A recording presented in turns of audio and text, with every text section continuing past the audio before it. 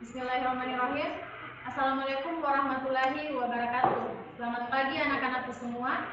Syukur alhamdulillah tak henti-hentinya kita panjatkan kepada Allah Subhanahu wa taala karena sampai hari ini masih diberikan nikmat kesehatan, kesempatan sehingga masih bisa belajar meskipun kita tidak bisa bertatap muka secara langsung. Namun mudah-mudahan tidak mengurangi semangat anak-anakku semua untuk tetap belajar. Baik, saya Meranti Sudarman dari Studio Mas Edi UPTD Negeri 1 Sinjai akan membawakan mata pelajaran prakarya kelas 9. Tapi sebelum memulai pelajaran hari ini, marilah kita berdoa menurut keyakinan dan kepercayaan kita masing-masing. Doa dimulai.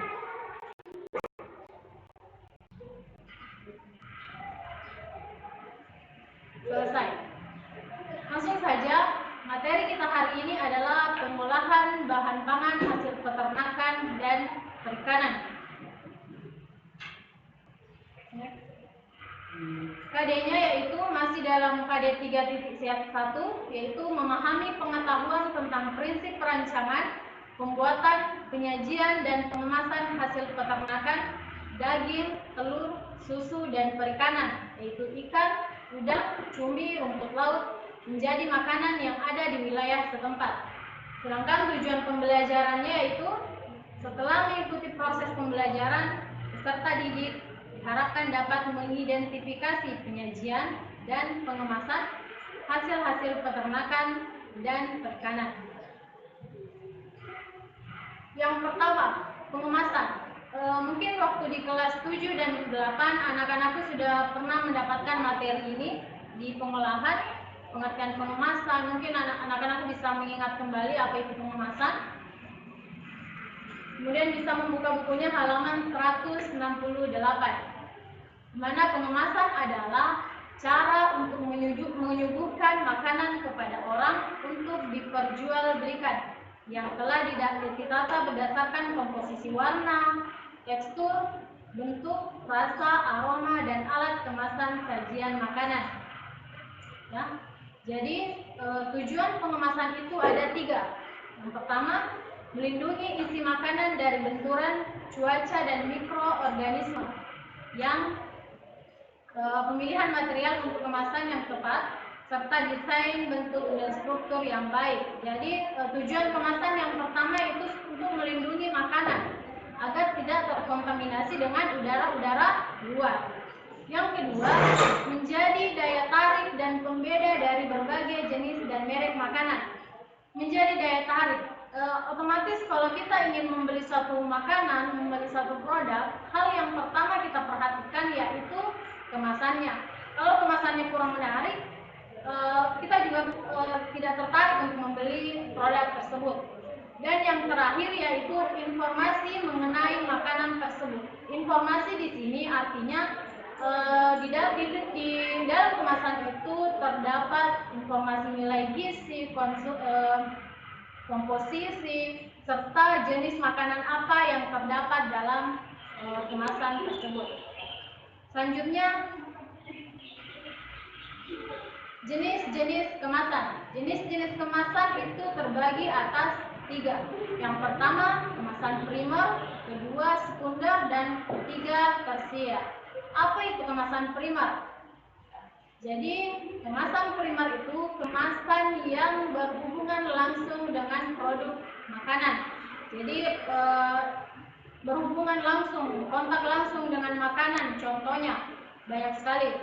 Apabila kita membeli bakso misalnya, kemasan primernya adalah kantong plastik. Selanjutnya susu kaleng. Susu kaleng itu kemasan primernya kalennya. Itu yang dimaksud dengan kemasan primer. Selanjutnya kemasan sekunder. Kemasan sekunder adalah kemasan kedua yang berisi sejumlah kemasan primer. Jadi contohnya tadi susu kaleng. Susu kaleng itu kemasan primernya kalennya, kemasan sekundernya dus yang dus kaleng tersebut.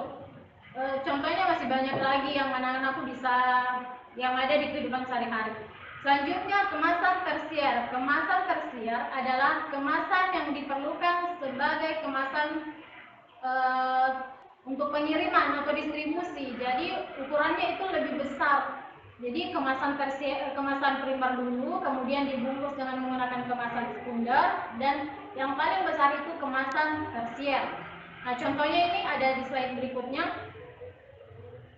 Nah, ini contoh kemasan dari kemasan primer, sekunder, dan tersier. Jadi banyak sekali contoh-contoh kemasan yang anak-anakku pernah lihat. Selanjutnya, faktor-faktor dalam penyajian makanan. Faktor-faktor dalam penyajian makanan dan kemasan itu ada 4. Yang pertama, sanitasi dan higienitas. Ya, ini sangat penting. Ini faktor pertama karena makanan yang kita hidangkan itu harus benar-benar bersih.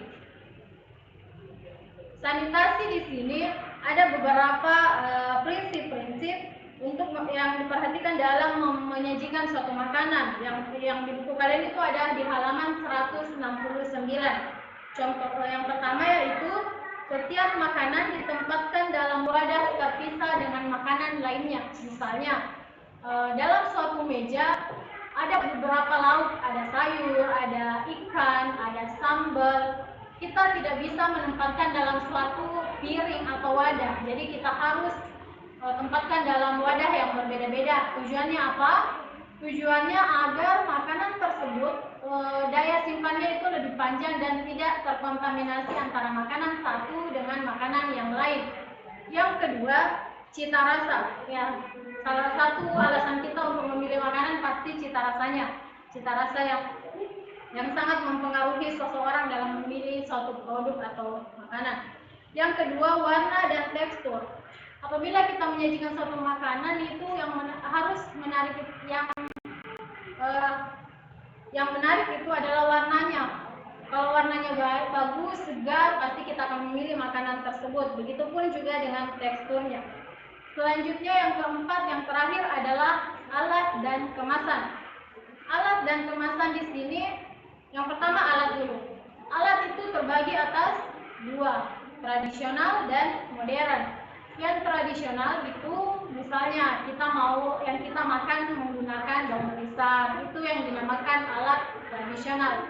Sedangkan penyajian alat modern, contohnya yang biasa kita gunakan sehari-hari, dari kaca, dari stainless steel, dari plastik, itu yang dinamakan alat penyajian modern. Selanjutnya, kemasan tradisional. Kemasan terbagi 2 lagi, ada yang kemasan modern dan ada kemasan yang tradisional. Yang pertama, kemasan tradisional. Sama seperti alat tadi, contohnya ya daun pisang yang kita gunakan untuk bungkus lemper misalnya. Nah, itu yang dinamakan kemasan tradisional. Sedangkan kemasan modern yaitu aluminium foil, styrofoam, dan plastik. Ya. Jadi itu tadi materi kita hari ini. Mudah-mudahan anak-anakku semua bisa memahami dan bisa menambah wawasan anak-anakku semua tentang penyajian dan kemasan. Oke? Karena kita dibatasi oleh waktu, untuk materi kita hari ini sampai di sini dulu. Semoga apa yang Ibu sampaikan hari ini bisa dipahami oleh anak-anakku kelas 9, khususnya 91, 2, 3, 4, dan 5. Sampai jumpa di pertemuan berikutnya. Akhir kata, saya Meranti Sudarman dari Studio Mas Edi UPTD Negeri 1 Sinjai. Undur diri, mohon maaf jika ada kesalahan. Wabillahi taufiq wal hidayah. Wassalamualaikum warahmatullahi wabarakatuh.